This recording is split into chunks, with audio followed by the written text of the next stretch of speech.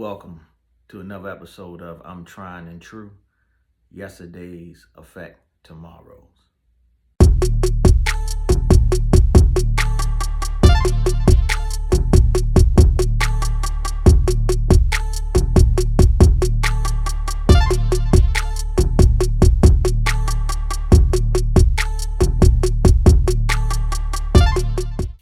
So welcome once again to I'm Trying and True. That's your boy J Prime. This is the third episode now, so pretty much I've introduced the show and what it's about. But this is definitely a show about mental health, community, fatherhood. One of the topics I wanted to talk about today was the acceptance of our kids. And I'm gonna talk about it from the dad's perspective, right? Because it was a conversation I was having with a friend, and she was saying that she really needs help with her child. So I'm like, well, where's the dad? And she was like, well, me and the dad separated. We're not around. And, ever since their daughter, really just consciously made her decision that she's gay, and it really kind of, took a toll on the dad, right? What I know it's a touchy subject, especially for fathers, man. It seems like it's more acceptable, maybe, I guess, for moms, when their child decides that, they may like the same sex. I know with fathers, especially when it comes to boys, man, it's like, hey, I want my son to be gay. I want him to like women like I do, right? And if it don't go that way, we wind up creating separation with our kids because of their preferences. Now, one thing I want to say to that is we got to stop doing that. Like, it's your child, right? It's your child. I understand that we have ideas or thoughts or visions of, when our baby is born, what we want from them, what we want them to become. They want to be basketball players. We want them to be doctors. We want them to be lawyers. That you have a vision set.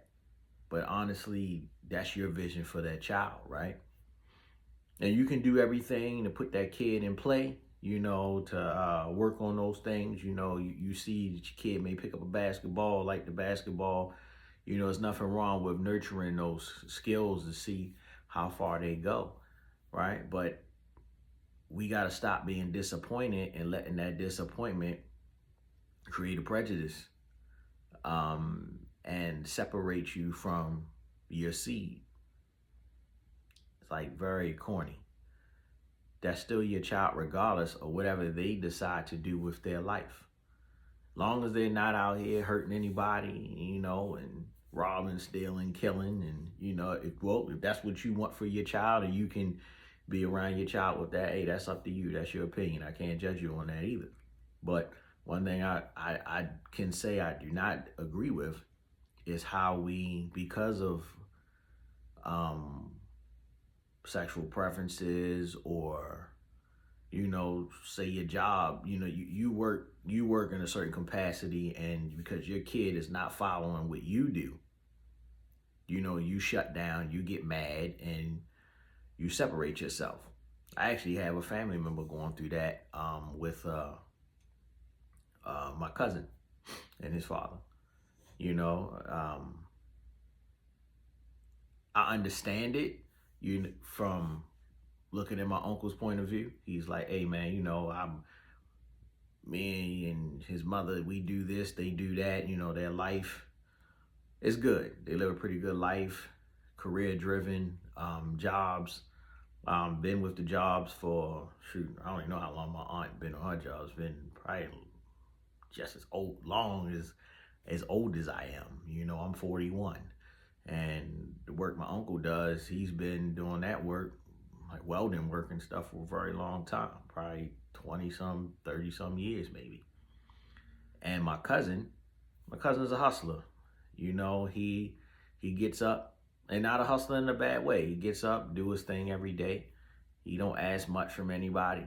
You know, he takes care of his responsibilities, right? So I think that's the only thing we should want from our kids, is that we instill in them good qualities.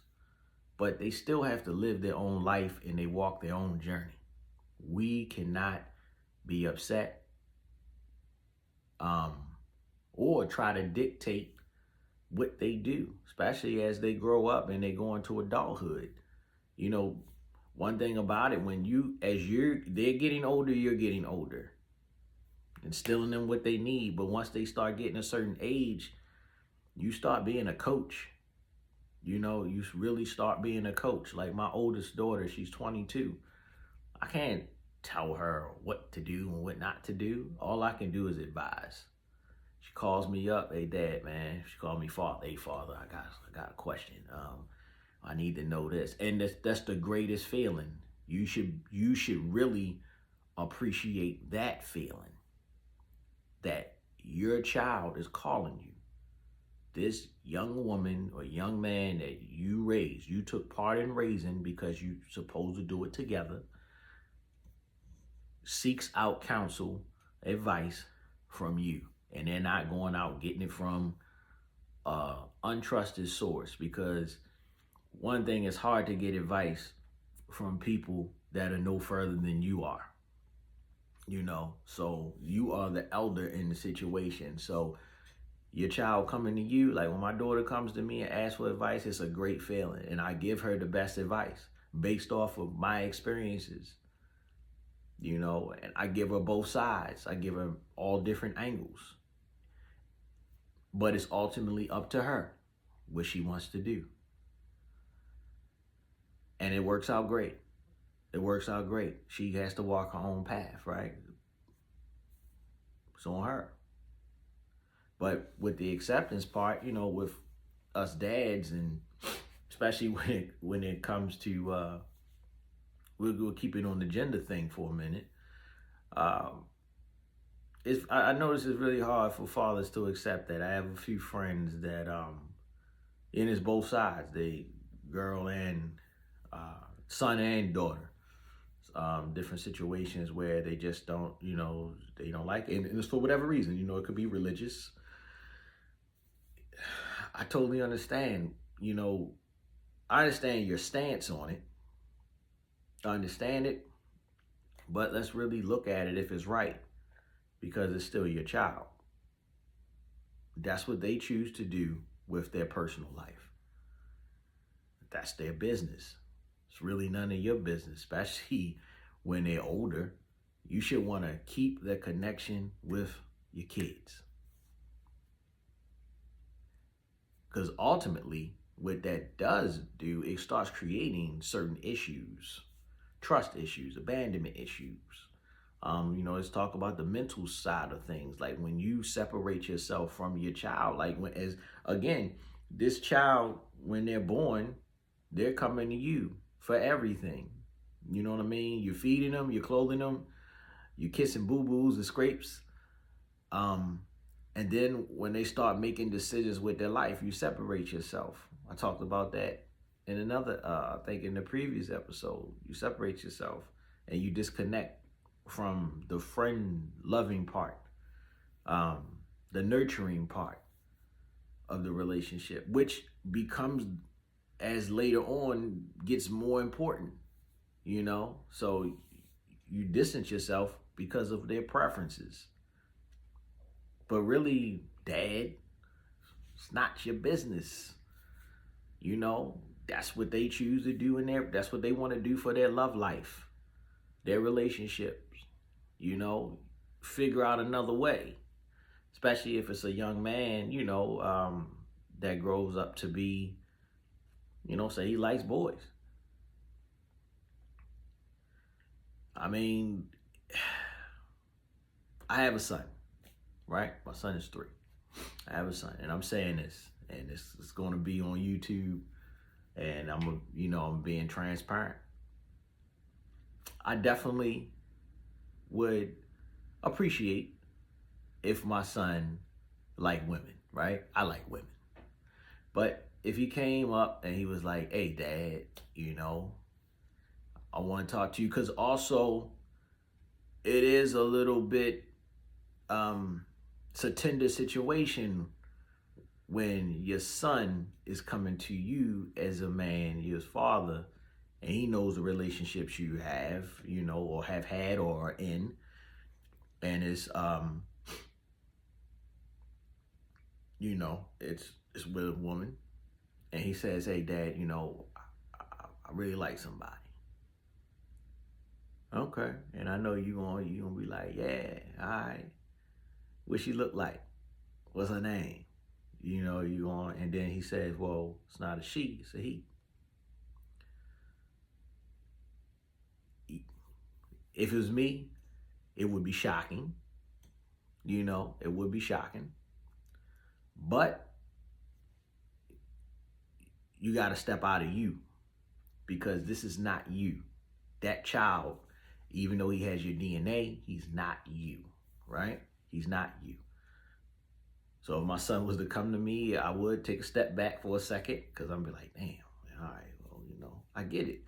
But I'm not going to stop loving my son, or not wanting to be a part of his life, not wanting to still do things, not wanting to throw the football with him, the baseball with him, going to basketball court with him, hang out with him at a bar when he gets of age.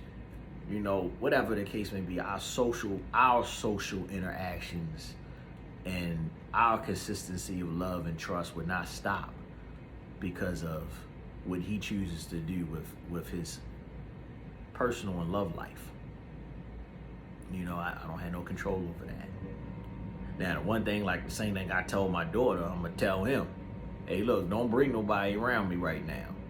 And the reason why I tell my daughter that, and I've been telling my daughter that, since she started liking boys and she started dating and stuff, it was, I don't want to meet any of them because they're not going to be around long.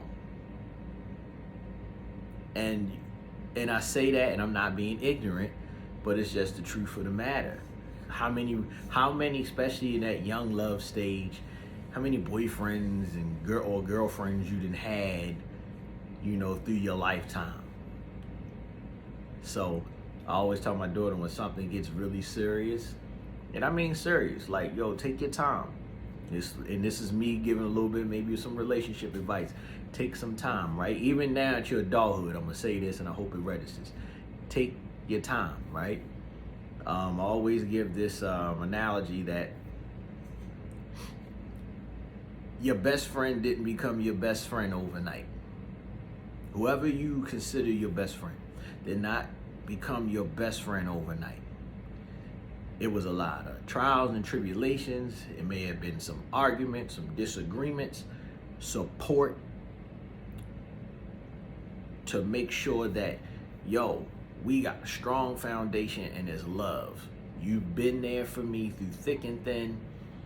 Our disagreements never outweighed the love that we have for each other, because you're not going to agree with a person all the time, regardless of who they are.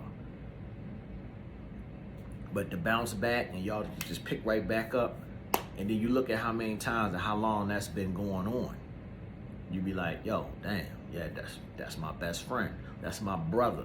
That's my sister, because we start having external family. There's nothing wrong with that. So that's why I tell my daughter, hey, look, when y'all get some years up under you, if you ever run into somebody and there's some years up under your belt, especially, then all right, bring them around. We can really sit down and have a talk. Now, I've met a couple of her, guy friends, she may come by, wash a car, something like that. I've met a couple of them, but my daughter's so focused with life and school and everything, she knows. She like, hey, look, man, it is what it is. Taking a little break. It was fun while it lasted. Keep it pushing. But as far as like I said, I would not stop my connection with my son, if that's what it was. Neither my daughter. Like, I have a daughter that's 7 years old, so let's say she grows up and she likes girls, Okay. Because what it is, the coaching is the same.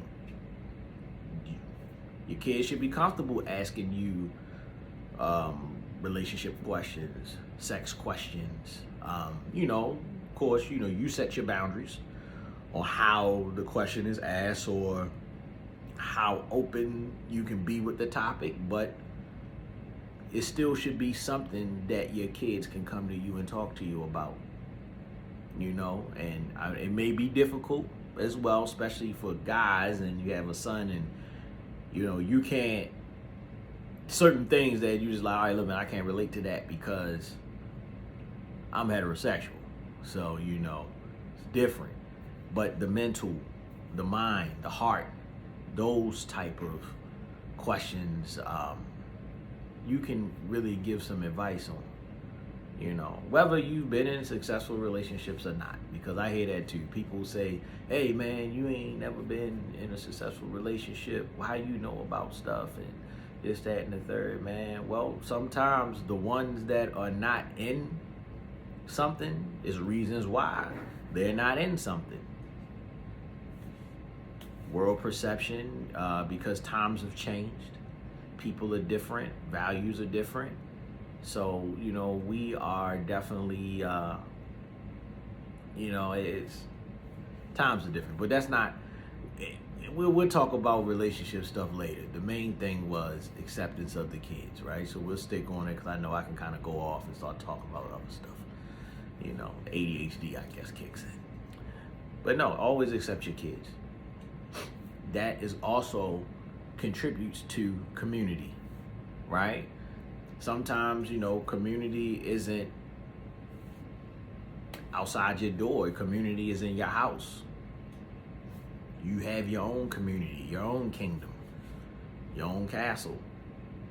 And regardless if you and the mother are still together, it's still a community that has to thrive because y'all have to raise a child or children. So you got to stick together. You have to work it out. And one parent should not really bear the weight of that alone, because there's certain questions that a mom ain't going to be able to answer for a son. So the son is going to have to come to his father, and he should always feel comfortable coming to his father, right? And there should be no separation or discrimination because of what they decide for their personal life, their sexual preferences. Same thing with a girl, right? Yes, mom is there. She can talk about some things to your daughter, to y'all daughter. But it is going to be things that your daughter is definitely going to need to get from her father. We are the cornerstones, man, of the community and the household. We are the pillars. And we got to remember that. We have to keep that in here. And regardless of your situation, get yourself set up, man. Get yourself set up with your children. Get yourself set up with your situation with their mother. If y'all are not agreeing, if y'all are not together, you need to make sure all that's lined up. Because one thing for sure, and I'm going to say this, ladies, and you may disagree or you may feel a certain kind of way, but women definitely have a tendency of when that baby, that child comes out, they feel like they have ownership because that baby came out of their canal. And that is not true. And I need women to stop doing that. Like, it's not just your kid. You were a portal, a host. And my brother said you was an incubator. Some crazy stuff my brother say. But my seed was planted, and we supposed to harvest it together, right? Because you're not supposed to walk that journey alone, ladies. But I get it. We do. Y'all do. Sorry. Y'all do. And it's unfortunate. But fellas, get yourself set up and accept your kids, love your kids for who they are, regardless, because you're going to get older,